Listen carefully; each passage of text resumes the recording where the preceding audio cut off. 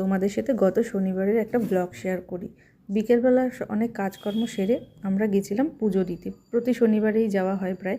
তো দেখো, ওখান থেকে আমার সেই ছোটোবেলার প্রিয় শনপাপড়িটা একটা দোকানে খুঁজে পেলাম।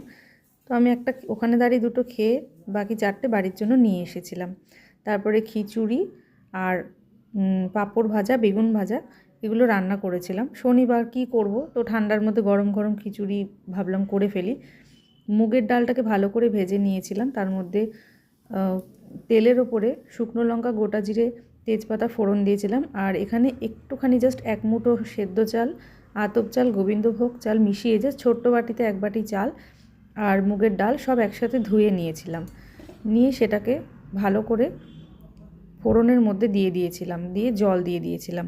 তারপরে এখানে সবজিগুলো দিয়ে দিয়েছিলাম, ধনেপাতা, শিম, তারপরে আলু, টমেটো, কাঁচা লঙ্কা, ফুলকপিগুলো পরে দিয়েছিলাম। তার ফাঁকে আমি কিছু কাজ সেরে নিয়েছিলাম, অনেক বাসন হয়ে গেছিলো, সেগুলো ধুলাম, পরিষ্কার করলাম। তো খিচুড়িটা কিন্তু আমার ফুটে এসেছে, তার মধ্যে নুন, হলুদ, একটু মিষ্টি দিয়ে বেগুন ভাজাটাও হয়ে গেছিলো। আর এখানে গোল গোল করা পাঁপড়গুলো আমি খুব টুকরো করে নিয়েছিলাম ভাজার সুবিধার জন্য। তার সাথে একটু সিমুয়ের পায়েসও করেছিলাম। সিমুয়ের পায়েসটা কিন্তু বুঝতে পারিনি প্রথমে, দোকানদারও বুঝতে পারেনি, এটা লাচ্ছার মতোই ছিল।